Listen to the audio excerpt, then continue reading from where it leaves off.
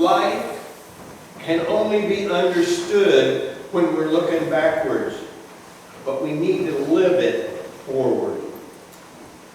Somebody told me that, and isn't that true? It says, as we reflect on what happened that we begin to understand.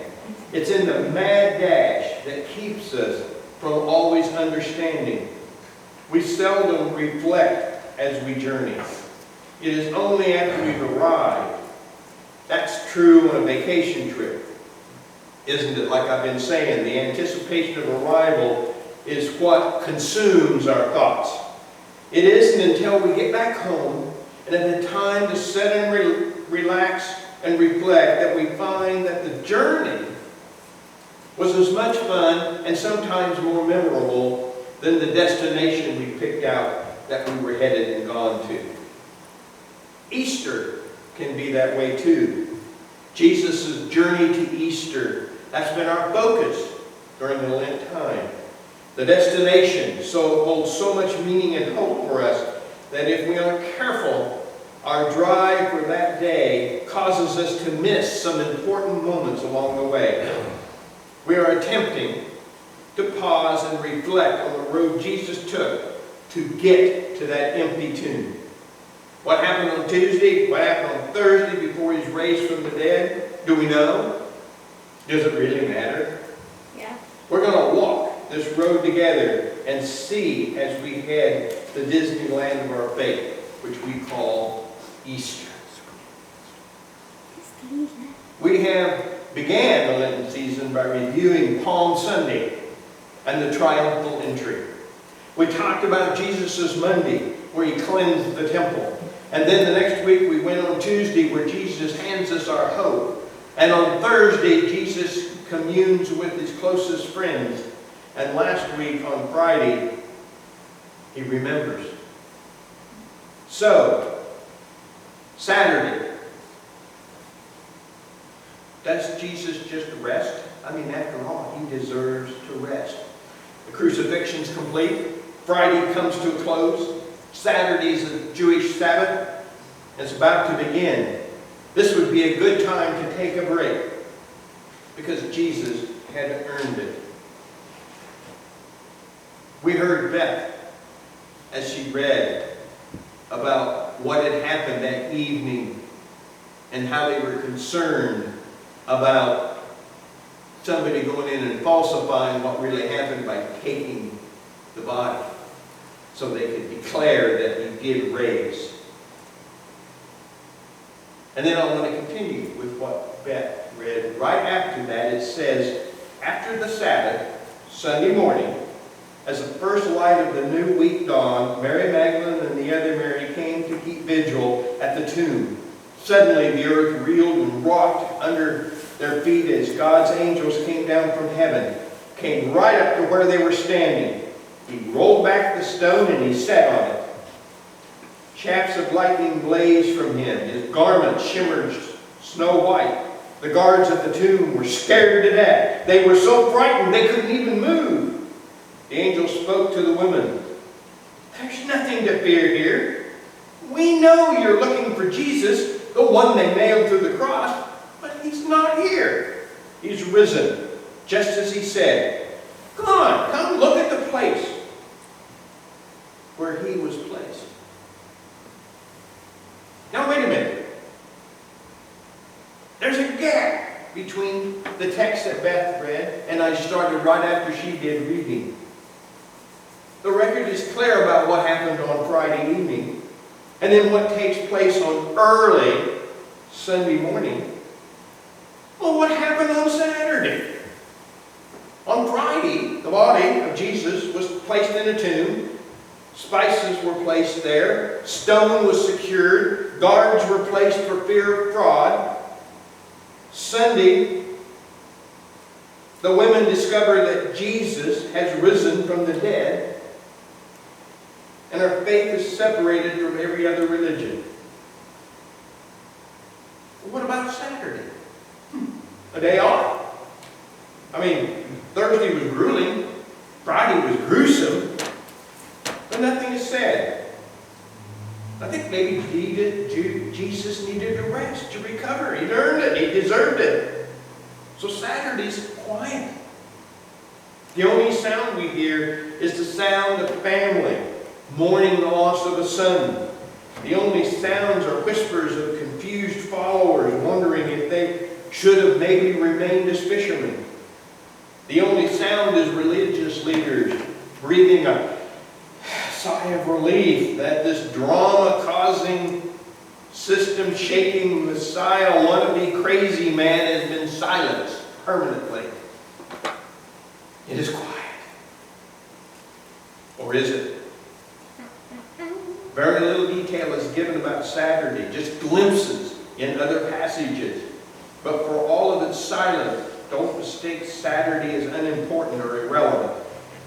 Easter discussion, we tend to just skip this day. Friday and Sunday, we focus on it. Gets the front page news. Crucifixion and resurrection command our thoughts. But let's not ignore Saturday. It would be easy to do so because in heaven, above, and on earth below, far from our human senses, they're in the spiritual realm. There is enough activity to change eternity. Demons are raging, some shrinking in fear. Satan has been stripped of all his power and authority. Christ has opened paradise, ushering in both the thief who died by him on the cross and all those who had believed in the coming Messiah through the ages. The angels of heaven are rejoicing. The dead man's father no longer has his back turned towards his son. There's a sense that a celebration is about to erupt in any moment. That's why Saturday needs to be important to the church. Yet, back in Jerusalem, here on planet Earth, it is business as usual. If you were to stop the typical person and ask him or her about the excitement of Friday afternoon, inquire about the execution of yesterday, the individual would probably respond, "It's Saturday. It's finished." To them, then, like to much of our world 2,000 years later, the fat man has sung. The entire episode is history. It's finished. Kaput. Over with. Concluded. Buried. If you don't believe me, go ask that large man, the one who is sobbing over there on that wall. His name is Simon Peter. A short time ago, actually only about 48 hours earlier, he would never have believed that it would come to this. Others were going to deny him, but he told his master, "But I never will." Yet, Simon, you did deny Lord, not once, but what? 3 times. Simon can still hear the rooster crowing. He can still see Jesus turning his bloody face, looking at him over his shoulder, locking his eyes, as though to say, I told you, but you wouldn't listen. Simon Peter's convulsions with sobs of grief, but no tears come from his eyes any longer. He has no more tears to spill. He's cried all out. This great rock upon which Jesus had said he was going to build his church has been. He's all washed up.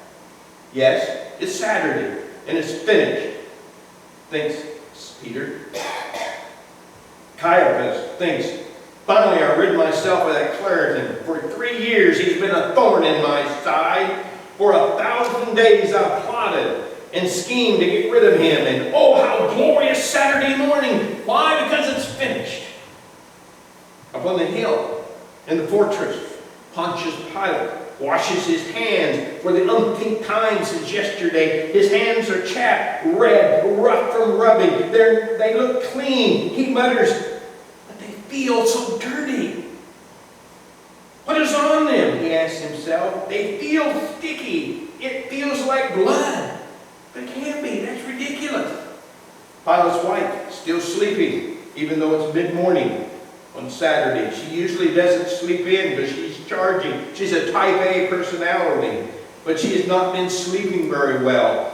The last several days has been terrible dreams and nightmares. In one straight vision, she had seen the prisoner Pilate had condemned to die yesterday. She had come to her husband, warning him hysterically not to have anything to do with this. And now it's over. The guards had brought Pilate the news that the lunatic, the one who thought he was some kind of a king, the one who wouldn't even defend himself before him, had died rather quickly. Some of the Sanhedrin had come to him afterwards asking for guards to be placed around the tomb, lest his body be stolen. These Jews are strange people, thinks Pilate. Why can't I put this thing to rest? And why can't I get this sticky stuff off my hand? After all, it's Saturday. It's finished. Outside the city gates, someone out on a Sabbath walk comes across a hideous sight. A corpse dangling by its neck from an olive tree. Flies that begin to gather around for the feast. Below, the swinging, lifeless form lie 30 pieces of silver. Those who later investigate the death rule it as suicide and will later discover that the man's name was Judas Iscariot. What were his last thoughts as he tied the knot? No one will ever know. It's Saturday and it's finished, Judas. In a tiny house within the city walls, a woman cries. She had such high expectations for her son. When he had dedicated to the temple 33 years before, an old man had warned her. He said, "The child is destined for the fall and rise of many in Israel, and he will cause you great pain, and it will be as though a sword is piercing through your soul before it's all over." Now she knows what the old man had been talking about. It feels as though a hot coal is burning in her stomach. She rings in agony. The hurt is greater than the pain of childbirth. She cries out the name of her departed son, "Jesus! Jesus! Jesus!" She thinks to herself, "Tomorrow I will go with the other men and anoint his body, because he's still my son. Tomorrow, Sunday, it will be lawful to anoint his body. But today is Sabbath. It's Saturday. And it's finished." Meanwhile, Barabbas does not feel so bad after spending his first night of freedom following several years of captivity. He touches himself all over like a man who thinks he may be dreaming. "I must be the luckiest fellow alive. Those fools, they crucified an innocent man. But who cares? I'm still breathing."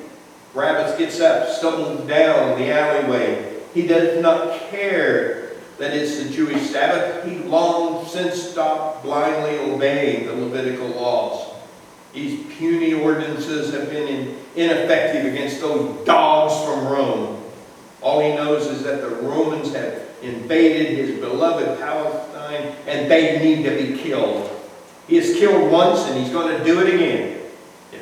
If an innocent man had to die yesterday so that he could continue his mission of liberation, then so be it. Yes, Barabbas thinks it's Saturday and it's finished, especially for the man in the tomb. But is it really finished? Simon, Peter, Caiaphas, Pilate's wife, Judas Iscariot, Mary, mother of Jesus, Barabbas, think so. So what do you think? What do you think about Saturday? We know so little. Jesus states to the thief that he will be in paradise.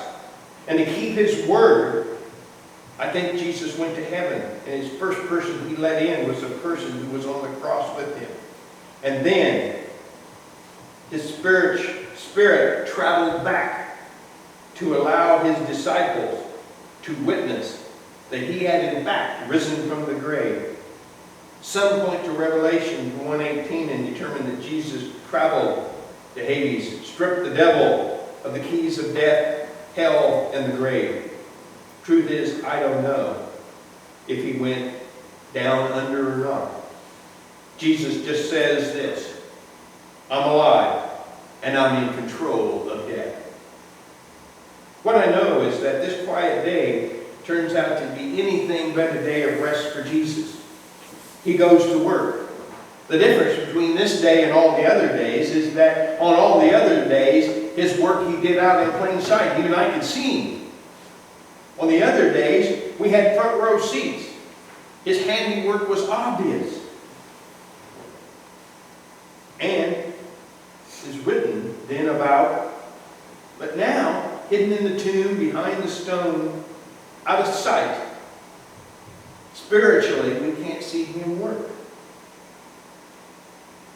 And therein lies the truth of Saturday. Spiritually, Jesus is working when we can't see him every day. And it still is that way 2,000 years later. And his silence, not being able to sit here and see him in the crowd, is not his absence. He doesn't quit. Our Saturdays let us feel the full force sometimes of God's strength. So I ask a question. How quiet is your life right now? What areas of your life do you wish Jesus would just show up with thunder and lightning? What need do you wish Jesus would speak to with universal shaping and shaking volume? What front page grabbing miracle do you wish he would produce in your family at this moment? And instead, what you seem to hear is silence. Sometimes so quiet even the crickets would be a welcome. All you seem to see is a stone in place, prayers unheard, pleas being ignored. This surely means that my tears must go unnoticed. But let me ask you another question. Could it be simply Saturday, a time when things happen that we don't see, but Jesus is creating in the spiritual realm? You don't know. You may not be aware of it. It may seem over. It may seem hopeless. But hold on. He's not sleeping. In fact, we know that he neither sleeps nor slumbers. He's working. He's not taking time off. He's taking matters in his own hands spiritually. The quiet is only to get you to quit trying to do it myself. The quiet is simply forcing me to get Jesus room to work in the ways that I can't. So when we experience a silent Saturday, they are, quite frankly, some of the hardest days. It's the day between the struggle and the solution, the question and the answer, the offered prayer and the answered prayer. Saturday silent can torment us if we forget the lessons of Saturday. We begin to ask questions like, am I mad at him? Did God forget where I am and who I am? Uh-oh, I bet I disappointed him and that's why he doesn't care. God knows Jesus is in the tomb. So why didn't he do something?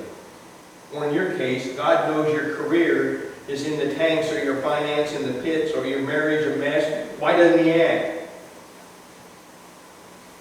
What are you supposed to do until he does? Force your own way forward, forge your own way, fight your own way. This Saturday teaches us to do what Jesus did. Have faith. Stay silent. Trust him. Wait on the Lord and renew your strength. If it's silence, don't worry about it. Why? Because he's a proven grave robber. If he's silent, don't go back fishing or your old way of life, because the quiet season is not a quitting season. You can keep doing what he said until he says something new. Keep believing, keep praying, keep serving, keep it going. Don't let the silence your praise or shut down your faith. It is quiet. Then it just means he's working in ways that we can't see because he's working in the spiritual realm. What are we to do? Trust him.